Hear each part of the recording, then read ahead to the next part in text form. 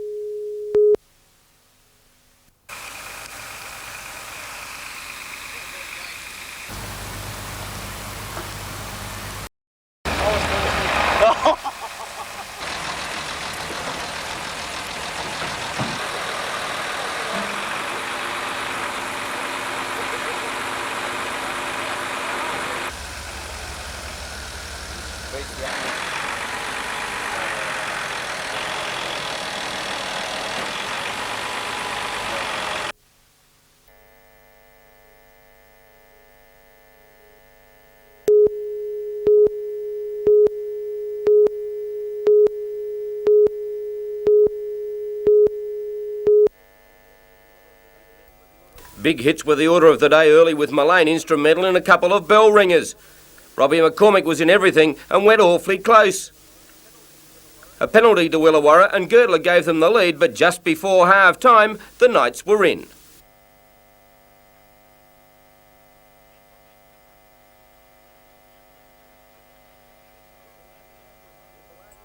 With the large crowd behind them, the Steelers surged forward early in the second half and it paid off.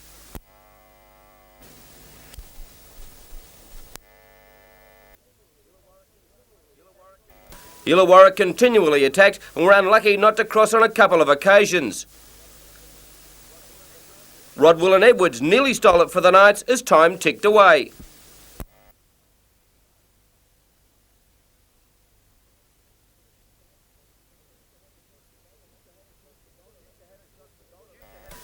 Schuster had a shot for goal to level the scores but missed.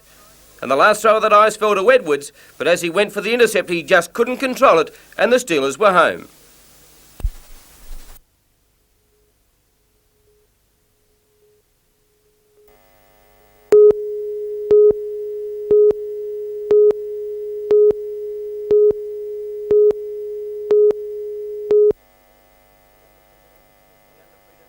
The undefeated leaders of the competition were on the board early, a long cut-out pass finding Brett Hode, and he strolled over unopposed. It was the signal for West to use their backline, and a flowing move saw Darren Tracy cross for try number 21 to equal a long-standing club record held by John Coots. Greg West put the Rosellas further ahead when he sold the Cessnock defence a huge dummy, and he was over the line. Glenn George revved his troops up at the break, and with West trying to force the ball, nippy halfback Jamie Thorpe found himself in possession and across the line. But the big powerful Rosella stepped up a gear, Tim Perrin devastating when allowed this much room to move, and West moved to 30 points on the competition table. The final day of the NIB games in and around Newcastle today, with bowls at Mayfield and cycling at Kooragang Island. Before the boys put muscle power into pedal power, a lecture on the psychological aspect of competition. When out on the road in the two-man time trials, it was obvious all and sundry had listened, as the efforts were excellent, with the old saying, using your head, being put into practice. It is hoped next year's NIB Games will go national and involve all the country's satellite academies.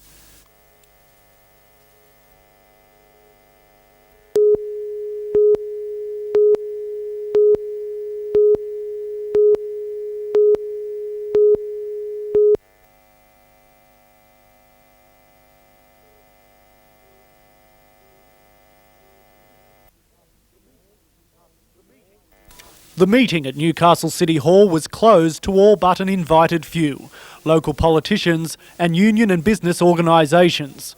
Even a developer with investments in the city worth $20 million couldn't get in. Well, I'm very upset because we've got a lot of money invested in the city, and this is a meeting supposedly to help the city, so I don't see why we can't be, we're not allowed to attend. Last Friday, the state government closed the funding door on Honeysuckle by excluding the project from the Better Cities program. Only a week ago, Deputy Prime Minister Brian Howe was in Newcastle, telling Lord Mayor John McNaughton there was money earmarked for the redevelopment.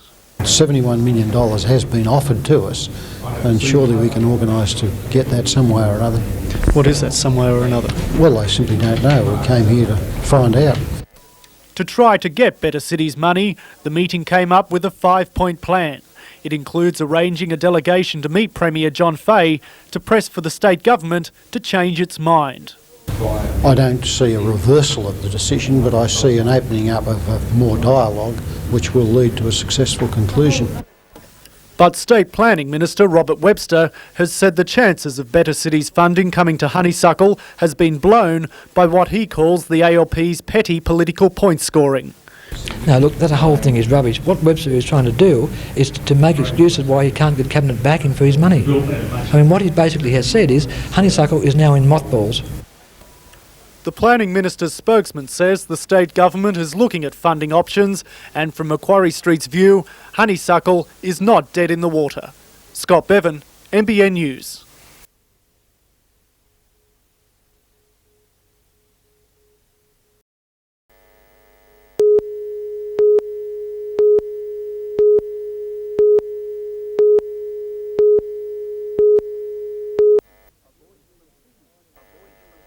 A voyage from Sydney to take delivery of his pride and joy, a fiberglass cabin cruiser, almost cost Bill Fors and two of his mates their lives. They were making the 7-hour voyage to Newcastle in heavy seas and bad weather. Storm canopies around the cabin may have blocked ventilation. Little did we realise that we were breathing the carbon monoxide, which we couldn't smell. All we could smell was a little bit of fumes every now and then. Fumes from the boat's exhaust were sucked in over the stern, slowly poisoning the men. If we'd have passed out, well, we could have finished up on the rocks or beach anywhere, we don't know. Carbon monoxide poisoning deprives the blood cells of oxygen, eventually bringing on drowsiness, headaches and finally death. The men got their boat to shore. I was just hanging out at the back of the boat and I was just dry reaching. Two were taken to the John Hunter Hospital and later allowed to leave, but the third crewman was flown to the Navy hyperbaric chamber in Sydney to have his bloodstream re-oxygenated. Andrew Lobb reporting for NBN News.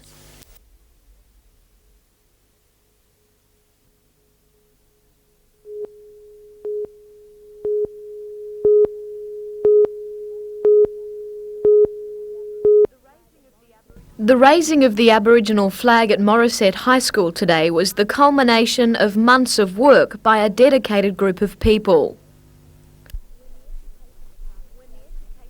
When the Education Department gave the school the former teachers' residence to do with as it wished, they decided to turn it into an Aboriginal resource centre. Step inside and you immediately feel at ease. It's a place the students have decorated with wall murals, pictures and paintings. And it's not only for Koori students, it's for anyone wanting a quiet place to talk or to read up on the Aboriginal culture. There's educational videos and computers and a friendly face in Aboriginal Education Officer Veronica Bailey. When they come in here they can do art, they can just sit down and talk if they've got problems, play the didgeridoo, you know, the time.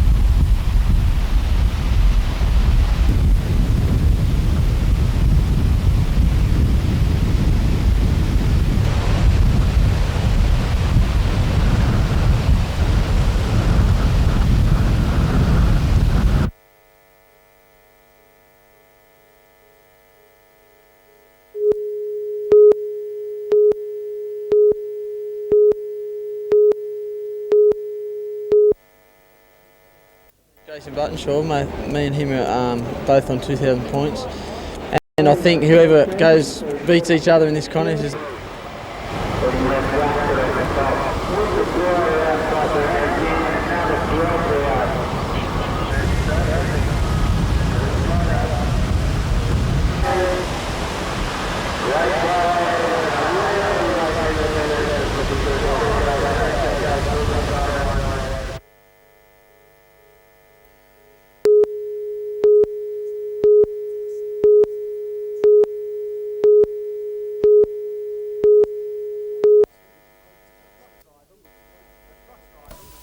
A truck driver was approaching the Fennell Bay Bridge at about 8:20, just a flash to his right. Seconds later, another truck radioed the driver, warning that his vehicle had clipped power lines and dragged them across the bridge. Traffic in both directions was halted as Shortland Electricity employees worked to remove the lines from the bridge and restore power. According to Shortland Electricity, a large part of Toronto, including the shopping area, was without power for 30 minutes. From a blackout to a whiteout. The cold snap over the past 2 days has caused the mercury to plummet and snow to fall on the Barrington tops. An overnight temperature of -3 brought a 20-centimetre blanket of snow to the tops. The Gloucester Scone Road has been blocked to all two-wheel drive vehicles and isn't likely to be reopened until late tomorrow. And New England has also received its first snow for the year, with Guyra and Glen Innes receiving the heaviest cover. Scott Bevan, NBN News.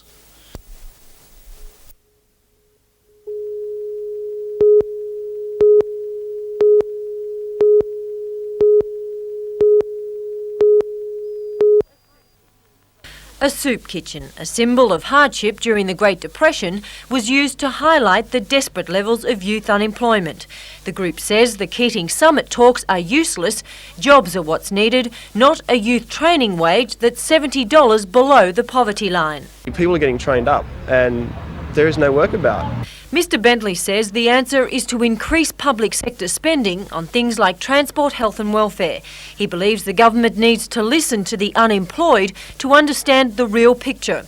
And the only way to make that happen is to gather the support of jobless people Australia-wide and form a united front.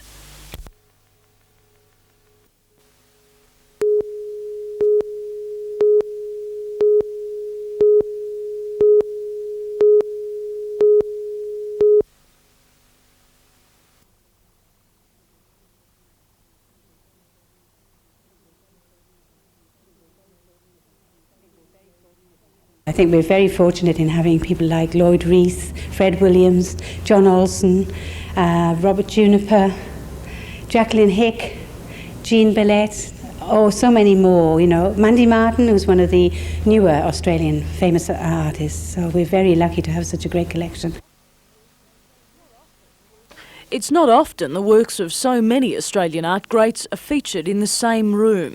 On loan from Gosford's Gallery 460, the Lake Macquarie Art Gallery's latest exhibition, entitled Great Australian Artists of the 20th Century, showcases our best. The earliest one we have is The Plough, and that was painted in 1920. And then the latest one, I think, it's a choice between either Mandy Martin or Oz Dance by Robert Juniper. It's a fairly, wide variety of works covering lots of different types of art, from abstract expressionism to realism. Actually, there's something for everyone. The exhibition continues until August the 16th.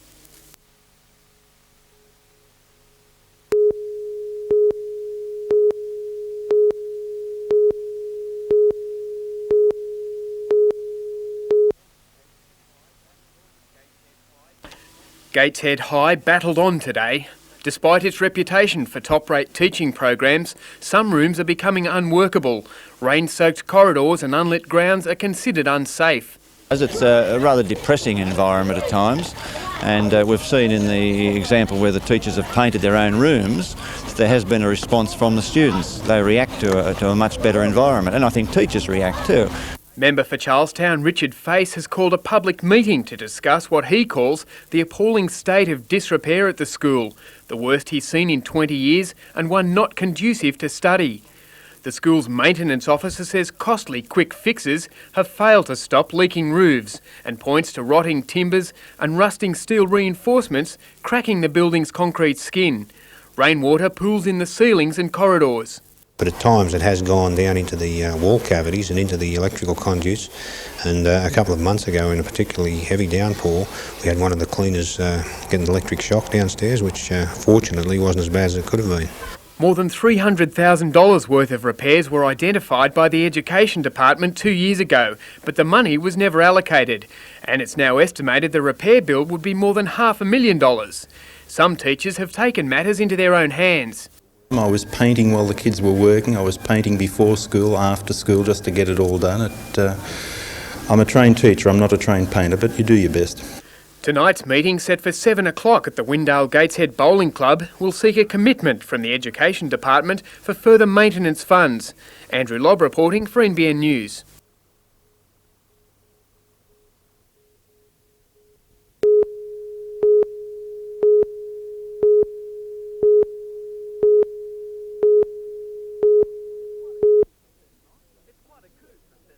It's quite a coup for Cessnock. In its 67-year history, the Enduro has only been held outside Europe once. Suddenly, 200 riders from 20 countries and 200 Aussies are going to be herring round the Hunters coalfields and vineyards. It means an injection of $10 million spent locally. Now, that's a lot of local jobs. It's profit for retailers who may have been doing it hard in the recession. It's an almighty opportunity for Cessnock. The Enduro doesn't begin until late August. Already accommodation has been booked out. The American team will take over Hungerford Hill. The Dutch have plumped for the plush Kirkton Park. It's an Enduro epidemic. The whole town's having a facelift. The kids are getting ready to play their part in the opening ceremony. At Cessnock TAFE, they're practising Enduro speak, and the banks are holding foreign currency crash courses. You could easily be confronted with something from any of the Asian countries. Some of the locals are still having trouble coming to grips. You know, it's a big world and you wonder why in the hell they'd end up in Cessnock. Enduro fever even spread to the mayor. With her coiffure cramped under a helmet, Cessnock's First Lady was going to learn to ride as part of the promotion. Then came Marie's motorcycle mishaps. My first attempt, I ended up in a transpiration pit, and anyone with a septic system knows what that is. The second attempt was a fence, and on the third attempt I managed to find the tail lights positioned in a most unusual place. I wasn't able to walk for a month, so I thought I was better off playing mayor. Now she'll settle for a double.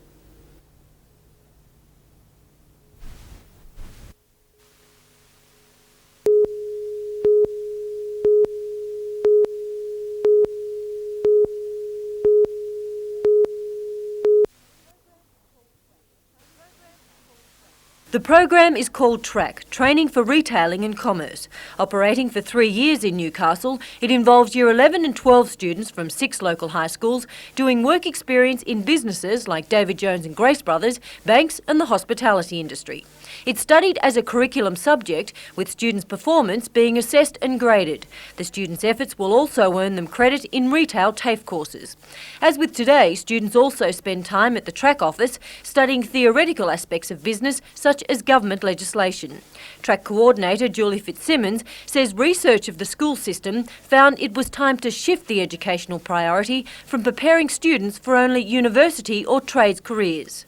In reality, not many of the students were ending up at university or ending up in trades. Where they ended up were actually in retail outlets, in wholesale positions or in the commercial sector.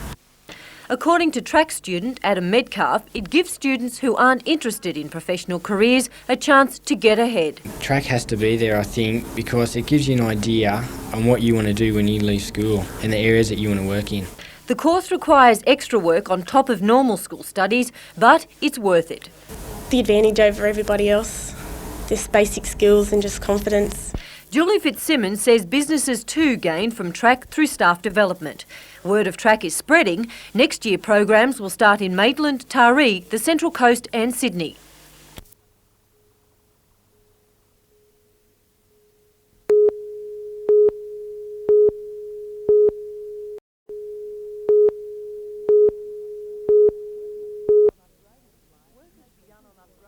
Work has begun on upgrading the line to take the Explorer train. New sleepers are being laid and drainage improved. The Explorer trains will run from Sydney to Werris Creek, where they will be divided, with one section travelling west to Narrabri and Moree.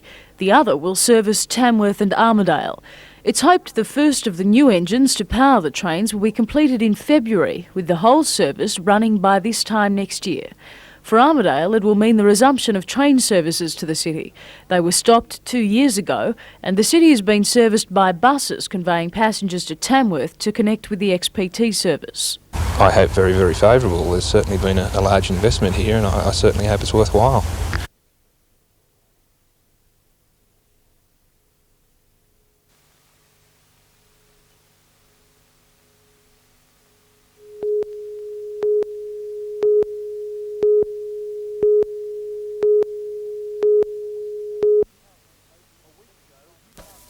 A week ago, Newcastle's hopes of a $71 million kickstart for the Honeysuckle project were dashed.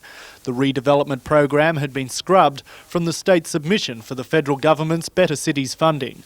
Now that the shock of that decision has settled in, the lobbying has begun to get the state government to reverse its decision. Newcastle Lord Mayor John McNaughton and Barry Goldstiver from the Honeysuckle Development Corporation have met with State Planning Minister Robert Webster. The minister apparently told the pair that he'd be willing to take up the issue of funding for Honeysuckle again if Newcastle's political leaders unconditionally accepted the plans to cut the rail line at the Civic. And I'm prepared to publicly accept it. With a new study of what Honeysuckle will mean for the city in his hands, the Lord Mayor says the project holds the key to Newcastle's future, and a fight for a kilometre of rail line should not risk that. Now, we've got this report from the Hunter Valley Research Foundation who says that the ongoing effects is a minimum of 18,000 jobs. The question's answered as far as I'm concerned. We need those jobs in this city. But both the ALP's federal MP for Newcastle, Alan Morris, and his state counterpart, Bryce Gaudry, won't accept the rail cutting plan unconditionally without finding out more about what's in store for Honeysuckle. At the moment, the politicians and the community leaders in Newcastle are not aware of that, and I don't see that as a situation in which one can give unconditional assurance. Mr Gaudry won't be drawn on whether by accepting what the minister had to say, the Lord Mayor has again gone against ALP policy on the rail issue. They have accepted, they are coming back to discuss, and that's how I take it, and nothing beyond that. The chance for that discussion happens tomorrow afternoon with a gathering of community representatives at City Hall, then a special council meeting at night. Scott Bevan, NBN News.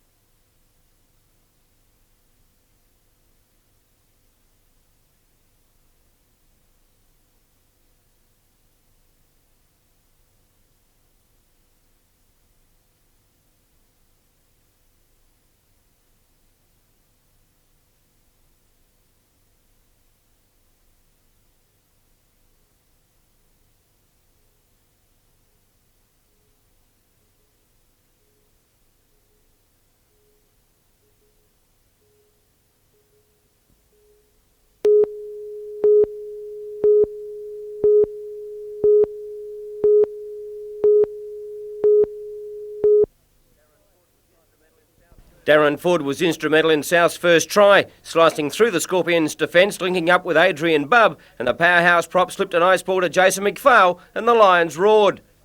South stretched their lead, a switch of play. Jones on to Tim Butler, who swivelled out of the tackle, and on the spot was McPhail, who touched down after a dubious pass was allowed. 10-0 at the break, but it wasn't long before Jamie Forbes and Brad Tobin put the Scorpions back in the match. Jim Lowe's levelled the scores with a super kick to convert the Brett Ryder try, and then made a fatal mistake. Trying to gather forwards chip kick, Lowe's couldn't handle, and Simon Cook picked up the ball and raced 30 metres to give South the victory. Mariella Mack surged to the top of the Newcastle netball ladder with a convincing 47-31 win over Rebels today. Mack's in the blue led by 7 at half-time and increased that margin to 12 at the final change. Mack's continued to career away to win comfortably by 16 goals. In other matches today, Howes at thrashed Souths 1, Beaches did a demolition job on Souths 2 and West League's Novos 46 defeated Beau Kent's 34.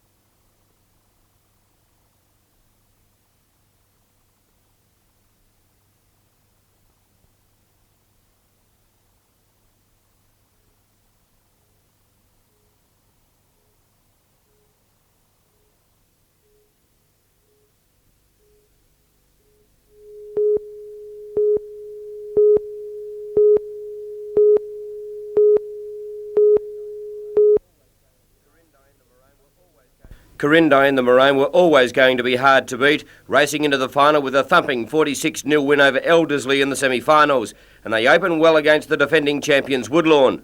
Shane Allen gave Corindai the start they needed.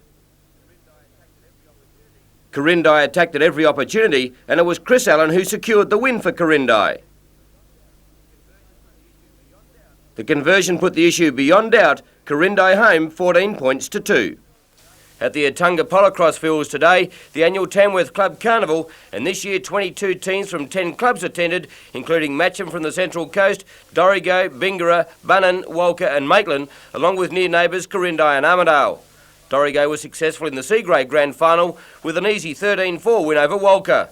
The B-Grade Grand Final was a cliffhanger with Armidale just getting home against Bunnan 11-10.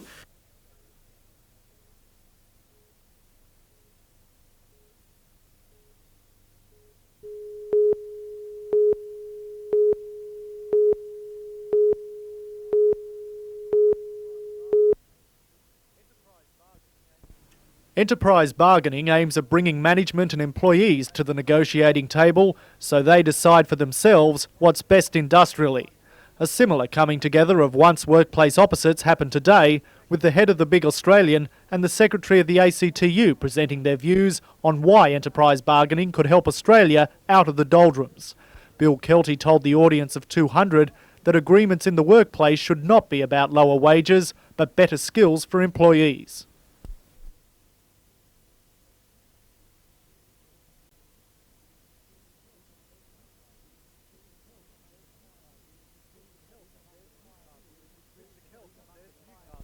Mr Kelty says Newcastle's industries have been among the pioneers of the 700 workplace agreements struck in Australia so far.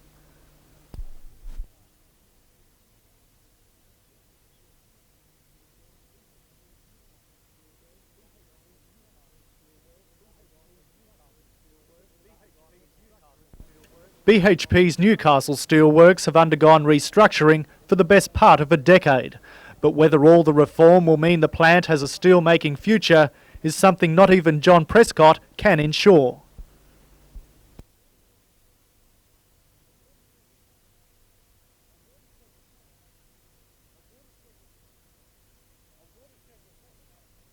A watershed report about the medium and long-term future of the Newcastle works should be released later this year. But Mr Prescott told today's audience that workplace bargaining could lead not to a plant shutdown, but to diversification into making other products. Newcastle should benefit from being able to produce that wider range of product and value-added product. Scott Bevan, NBN News.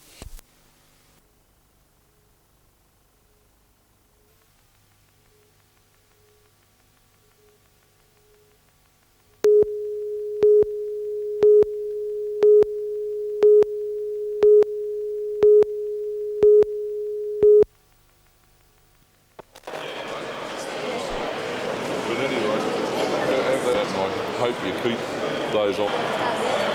Which is your day. But at any rate, fellas, fine for that. Put on the replay. What do you think? My final para is fine. Well, no, I'll post it then.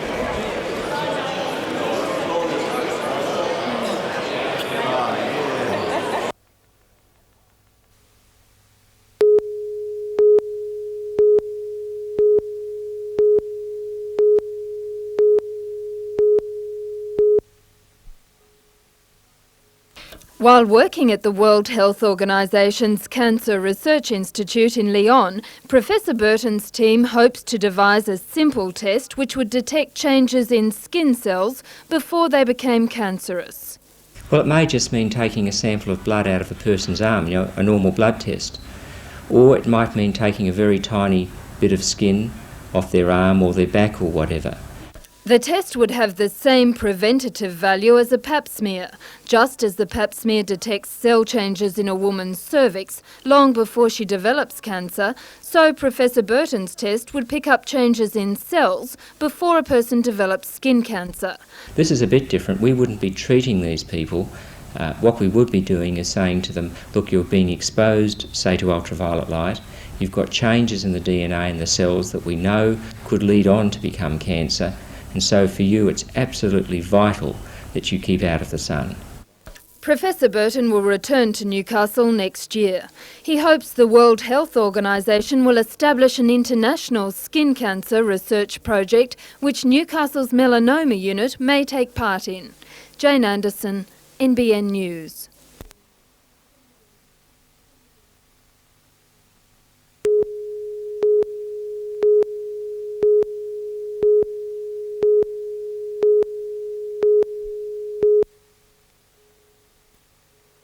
With the Narrabri Council saga entering its 8th month, more discontent and unrest has become evident.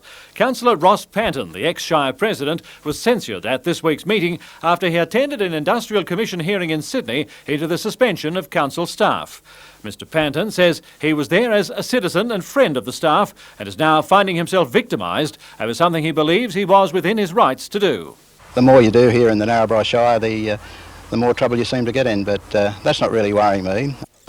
Now faced with possible suspension, Mr Panton says he'll fight the motion. I can assure the Shire President that I feel very confident of winning this. Quite sure that there'd be some councillors that on the Narrabri Shire Council would be hoping for that, but I feel quite confident that will not happen. Fellow councillor Ken Bailey has lashed out against the council's decision to withdraw from the Shires Association, saying reasons for the move are unwarranted. Shire had a great deal to benefit from his position as an executive member, and for this council to pull out of that was an absolute disgrace. All the evidence brought up at yesterday's meeting really did not hold water to pull out of the association. It's really a sad day for the Shire, and it was not only a stab in the back for Councillor Panton, but it was a stab in the back for every resident of this Shire. Ross Panton is president of the association, but now with Narrabri withdrawing from the body, it no longer has a leader and the council has no access to politicians at Parliament House. We're going to be joining a coastal organisation with councils that really have very little in common with our own. Councillor Bailey has called on the state government to step in and sort out the strife within the council. They've got to come on strong with this council and straighten it up. It just cannot continue. Now, the credibility of the Department of Local Government is on the line with this.